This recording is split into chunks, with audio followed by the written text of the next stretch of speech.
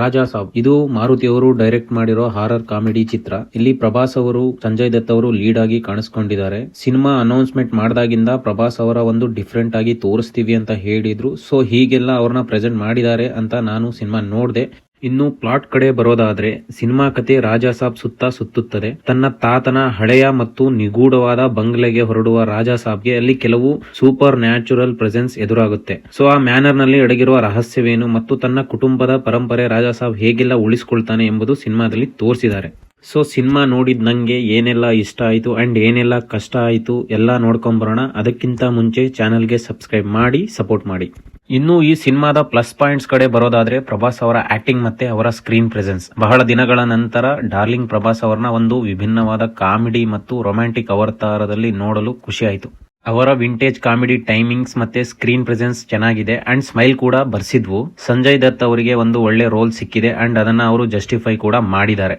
ಇನ್ನು mystery elements ತುಂಬಾ ಚೆನ್ನಾಗಿ ಪ್ರೆಸೆಂಟ್ ಮಾಡಿ ಕಥೆನ ಇನ್ನೂ ಇಂಟ್ರೆಸ್ಟಿಂಗ್ ಬರೋ ತರ ಮಾಡ್ತಾರೆ.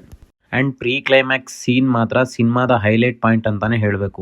ಸಿನಿಮಾದ ಗ್ರಾಫಿಕ್ಸ್ ಮತ್ತು ಸೆಟ್ಗಳು ತುಂಬಾ ರಿಚ್ ಆಗಿವೆ. ವಿಶೇಷವಾಗಿ ಮಾಯಾಸಭಾದ ಸೆಟ್ ಪ್ರೇಕ್ಷಕರಿಗೆ ಒಂದು ವಿಜುವಲ್ ಟ್ರೀಟ್ ಅಂತಾನೆ ಹೇಳಬೇಕು. ಸಿನಿಮಾದ ಕೊನೆಯ 30-40 ನಿಮಿಷಗಳು ಮತ್ತು ಕ್ಲೈಮ್ಯಾಕ್ಸ್ ಪಾರ್ಟ್ ತುಂಬಾ ಎಂಗೇಜಿಂಗ್ ಆಗಿವೆ. ಸಂಜಯ್ ದತ್ ಮತ್ತು ಪ್ರಭಾಸ್ ನಡುವಿನ ಫೇಸ್ ಆಫ್ ಸೀನ್ ಕ್ಲಾಪ್ ವರ್ತಿ ಅಂತಾನೆ ಹೇಳ್ತೀನಿ. ಇನ್ನು ತಮನ್ ಅವರ ಬ್ಯಾಕ್ ಗ್ರೌಂಡ್ ಮ್ಯೂಸಿಕ್ ಸಿನಿಮಾದಲ್ಲಿ ಡೀಸೆಂಟ್ ಆಗಿದೆ. ಇಷ್ಟೊತ್ತು ಸಿನಿಮಾದ ಪ್ಲಸ್ ಪಾಯಿಂಟ್ಸ್ ಏನೆಲ್ಲ ಹೇಳದ್ನೋ, ಮೈನಸ್ ಪಾಯಿಂಟ್ಸ್ ಅದಕ್ಕಿಂತ ಜಾಸ್ತಿನೇ ಇದಾವೆ. ಅದರಲ್ಲಿ ಸಿನಿಮಾದ ರನ್ ಟೈಮ್ ಸುಮಾರು 3 ಗಂಟೆ 10 ನಿಮಿಷ ಇರೋ ಸಿನಿಮಾ ಲೆಂತಿ ಫೀಲ್ ಕೊಡ್ತು. ಕೆಲವು ಕಡೆ ಡ್ರ್ಯಾಗ್ ಅನ್ಸ್ತು. ತಗೊಂಡಿರೋ ಕಾನ್ಸೆಪ್ಟ್ ತುಂಬಾ ಇಂಟ್ರೆಸ್ಟಿಂಗ್ ಆಗಿದ್ರು ಎಕ್ಸಿಕ್ಯೂಷನ್ ಅಲ್ಲಿ ಡೈರೆಕ್ಟರ್ ಅವರು ಟೈಮ್ ಕೊಟ್ಟಿಲ್ಲ. ಹೀರೋಯಿನ್ಸ್ 3 ಜನ, ಬಟ್ ಯಾರು ಕೂಡ ಅಷ್ಟೊಂದು ಇಂಪ್ರೆಸ್ ಮಾಡಲ್ಲ. ಎಂಟ್ರಿಯಿಂದ ಒಂದ್ ಹಾಡು, ಲವ್ ಆದಾಗ ಇನ್ನೊಂದ್ ಹಾಡು ಅಂತ ಸಾಂಗ್ ನ ಆಡ್ ಮಾಡ್ತಾನೆ ಹೋಗಿದ್ದಾರೆ.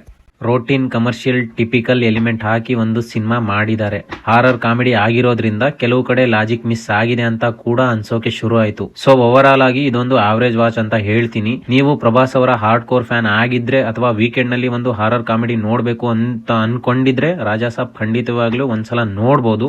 ಇನ್ನು ನೀವೇನಾದ್ರೂ ಸಿನಿಮಾ ನೋಡಿದ್ರೆ ನಿಮ್ಗೆ ಏನ್ ಅನುಭವ ಕೊಡ್ತು ಅಂತ ಕಮೆಂಟ್ ಅಲ್ಲಿ ತಿಳಿಸಿ.